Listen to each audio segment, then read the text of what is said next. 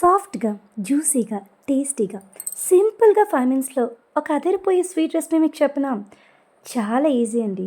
First ఒక 2 spoons of custard పౌడర్ని కొంచెం మిల్క్లో కలుపుకోవాలి.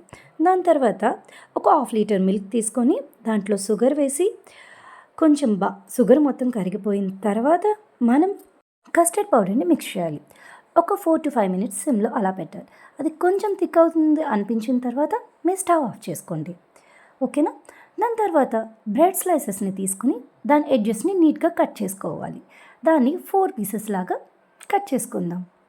తర్వాత మనం మన క్రీమ్ని రెడీ చేసుకోవాలి. దానికోసం ఒక బౌల్ తీసుకొని అందులో ఈక్వల్ క్వాలిటీస్లో ఫ్రెష్ క్రీమ్, కండెన్స్డ్ మిల్క్ని కలుపుకోవాలి. దాన్ని బాగా కలిపిన తర్వాత ఒక సైడ్ని పెట్టుకుందాం. మనం గార్నిష్ కోసం నీట్గా బాదాము, పిస్తా, కాజుస్ని రెడీ చేసుకోవాలి. దాని తర్వాత ఒక బౌల్ తీసుకొని ఫస్ట్ కస్టర్డ్ మిల్క్ని వేసుకోవాలి. దాని తర్వాత నీట్గా మనం కట్ చేసుకున్న బ్రెడ్ పీసెస్ని పెట్టాలి.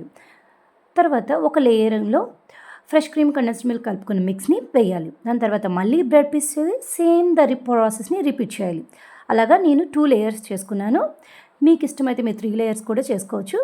మీద మళ్ళీ కస్టర్డ్ పౌడర్ వేసి టాపింగ్స్ లాగా కొంచెం బాదం, కాజు, పిస్తా వేసుకోండి. అంతే. ఫ్రిడ్జ్లో పెట్టి ఒక 3-4 అవర్స్ తర్వాత ఓపెన్ చేస్తే most yummy and tastiest sweet Arabian bread pudding is ready. మీరు కూడా ఒకసారి మీ ఇంట్లో ట్రై చేసి మీకు ఎలా వచ్చిందో నాకు కామెంట్ చేయండి. అలాగే మన అకౌంట్ని కూడా కొంచెం సబ్స్క్రైబ్ చేసుకోండి.